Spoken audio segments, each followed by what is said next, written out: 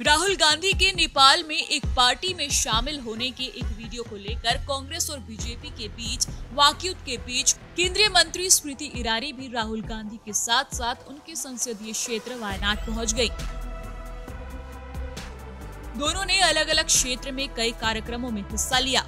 इसके बाद से इस यात्रा के पीछे की उनकी मंशा और केरल में बीजेपी की योजनाओं के बारे में अटकलें लगने लगी हैं।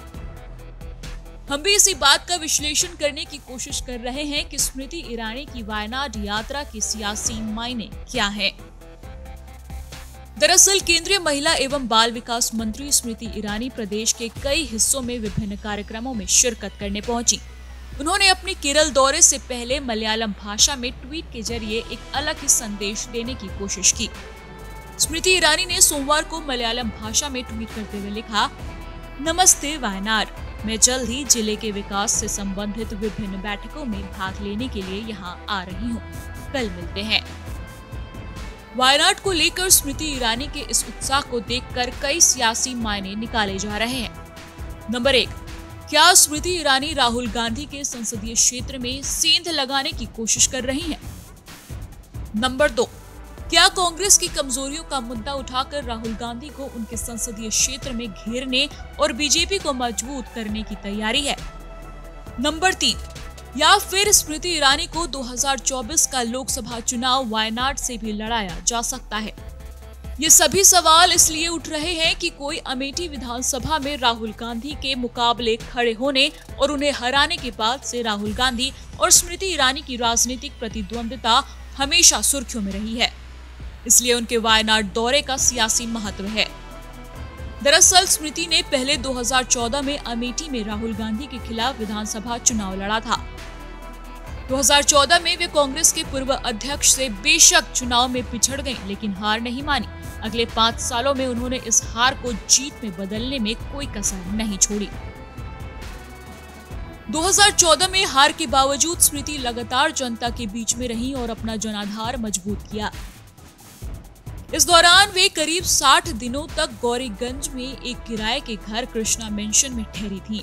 मीडिया रिपोर्ट्स के मुताबिक 2014 से 2019 के दौरान स्मृति ने चुपचाप अमेठी के 63 दौरे किए। जमीन पर उनके संघर्ष और मेहनत का नतीजा ये निकला कि 2019 के लोकसभा चुनाव में स्मृति ईरानी ने राहुल गांधी को 38,000 वोटों से पटखनी दी।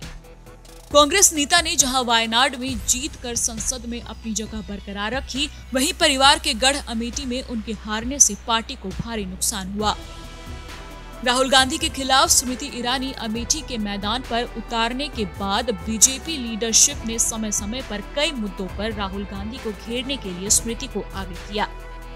इसलिए स्मृति ईरानी के वायनाड दौरे को लेकर अटकलें लगने लगी हैं कि क्या वे राहुल गांधी का पीछा करते हुए वायनाड पहुंच गई हैं।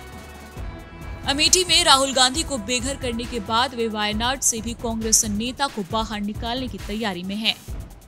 माना यह जा रहा है कि राहुल गांधी के पीछे स्मृति ईरानी को भेजने का बीजेपी का मकसद दक्षिण भारत में इस राज्य में पार्टी का मजबूत पकड़ बनाना है। पिछले कई सालों में देश भर में चुनावी लाभ के बावजूद बीजेपी केरल में अपनी जगह नहीं बना पाई।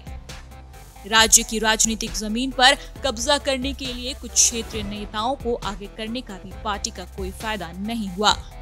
ऐसे में एक लोकप्रिय नेता को कांग्रेस के गढ़ में भेजना दक्षिणी राज्य में पार्टी के नए सिरे से प्रयास का हिस्सा भी हो सकता है।